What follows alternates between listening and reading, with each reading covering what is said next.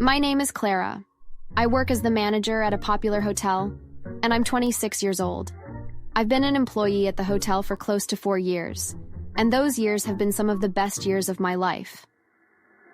I met my husband, Kenneth, 2 years ago. The company he worked as a director at wanted to partner with our hotel. As a result, Kenneth and I began to work with one another quite a bit, and we became good friends. Our friendship lasted for 6 months before we confessed our feelings to each other.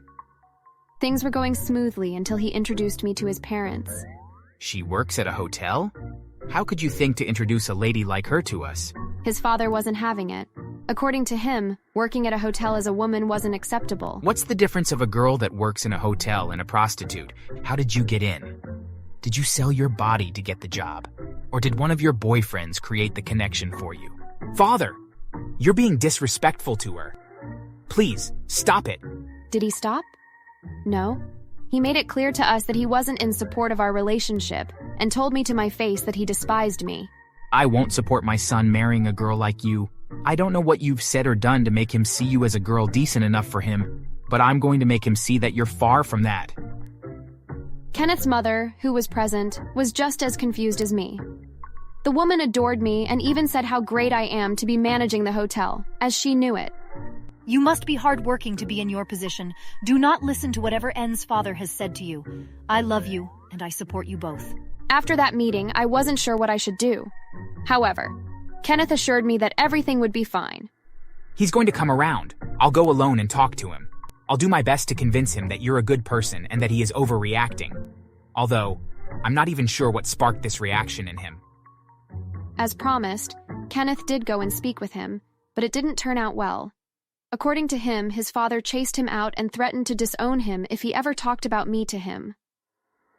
A week later, I was informed that I had a visitor. When the visitor walked into my office, I was shocked to see that it was Kenneth's father. I want you to stop seeing my son. You're not the right person for him. Have you heard about Ivy? She's Kenneth's best friend, and they love each other. Stop trying to get between them, or else you'll hear from me. It was the first time I was hearing that name. That added to my problems. Kenneth had never talked about having a female best friend. The only friend of his I knew was a man. After his father left his office, I called Kenneth and asked to see him. Ken, who's Ivy? Ivy, we used to be best friends. Who told you about her? Your father was here today, and he made me aware that you're in love with your best friend who's also in love with you, and that I'm trying to get between you both. Kenneth was furious. He couldn't believe his father would come all the way to the hotel to tell such a lie. According to him, Ivy and him used to be best friends until college, when they unfortunately had to separate because Ivy had to relocate to another continent. He let me know that his father had always wanted them to end up together because Ivy was intelligent and was from a rich family and still believes that they someday will. It was a rather silly reason, but at least I now had a better understanding of why Kenneth's father hated me.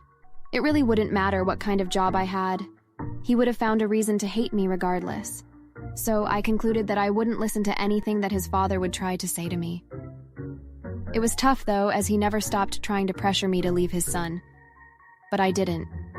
Our relationship went on until we got engaged. Just because the two of you are engaged doesn't mean he loves you. He's still going to leave you for Ivy. She'll come back and they'll fall in love with each other again, and he'll dump you then. Mark my words. I was a bit worried again. What if Ivy does come back? Kenneth didn't talk about them being in love, but they were best friends. I needed to find Ivy and find out if there was anything actually between her and Kenneth that I would need to worry about.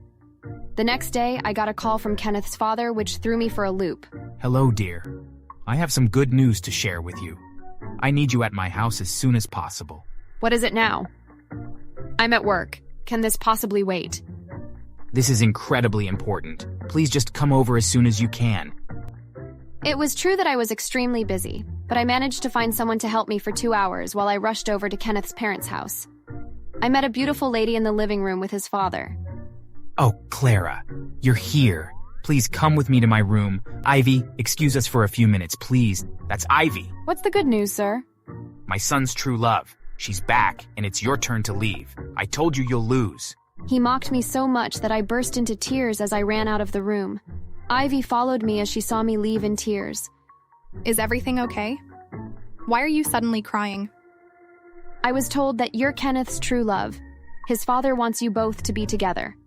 Look, Ivy, I'm Kenneth's fiancé. I love him so much. Can you return to where you came from and let me be happy with him?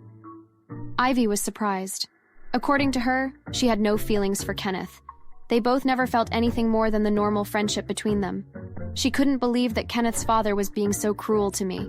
She offered to speak to him and clarify things. I thanked her and left after we exchanged contacts. 2 days later, Ivy called me. He refuses to believe that there was never anything between Ken and I. Tomorrow, come with Ken and let's all try to convince him. I agreed. Kenneth felt bad for his father's behavior when I told him about everything. He agreed to go with us and vowed to cut ties with his father if he was still persistent on disapproving of our relationship. At the meeting, Ivy and Kenneth managed to convince him of the truth, and he finally believed it. I was excited, thinking he would finally accept me as a partner for Kenneth. I can't believe that you two allowed this evil woman to deny the two of you the obvious love that you have for one another. That's it. I'll teach her not to meddle in your affairs. I couldn't believe it. Even with Ivy telling him that he had misinterpreted their relationship, he still insisted that he was right and that they were destined for one another. He suddenly turned towards me and ran at me with his hands out. It looked like he was trying to run toward me so he could choke me, but Kenneth stepped in between us and slapped him as hard as he could. His father, slightly dazed, walked away angry and muttering to himself. The next day, I asked Kenneth if everything between him and his father was okay, and he promised me that although his father was fuming, that the two of them were still speaking, and that his father had even told him about a great opportunity for the two of them to make a lot of money through an investment. His father had discovered an investment platform that wasn't very widely known and was planning on investing his entire retirement portfolio on it. As I listened, something about the name of the platform was making me feel uneasy. I had worked for a financial investing firm prior to working at the hotel, and while I wasn't very well suited for the job, I did learn quite a few things. Namely, that the company that Kenneth's father was intending to invest in was nothing more than a scam. Once my memory clicked, and I remembered all about how vile the company was. I warned Kenneth not to invest any of his money into the company as he wouldn't see any of it ever again. He promised me that he would tell his father as soon as he could. Hey, Dad, I really need you to listen to me. Clara used to work for a financial firm, and she has heard about the company that you want to invest with. I know that you don't like her, but I really think you should listen to her. It wouldn't be a bad idea to maybe hear her out. If that harlot thinks it's a bad idea, then it must surely be a great one. Forget it. I'll invest everything that I got.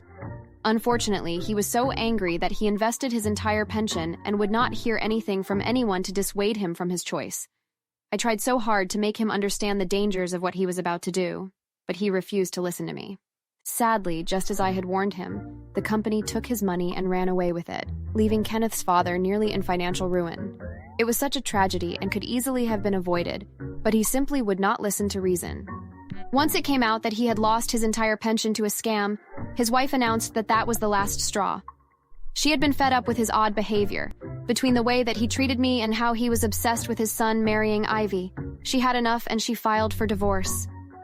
It was incredibly difficult on Kenneth, but since his father continued to insist that it was somehow all my fault, that he had lost all of his money, and that I continued to drive a wedge between him and Ivy, he had no choice but to take his mother's side and distance himself from him.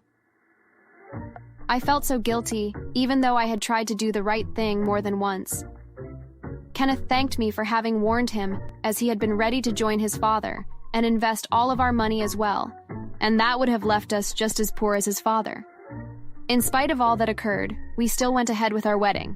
Kenneth's father, of course, refused to attend, but that was just as well, as Kenneth had refused to invite him. It's been almost 2 years since I married Kenneth, and we have a wonderful life together, and are even expecting our first child soon. His mother will make a wonderful grandmother, but unfortunately we have decided that our child will never know their grandfather. Sadly, Kenneth's father has only gotten worse as time has gone on. It's very sad, but all we can do is make the best of it and ignore him as much as we can. Thanks for watching. Please subscribe.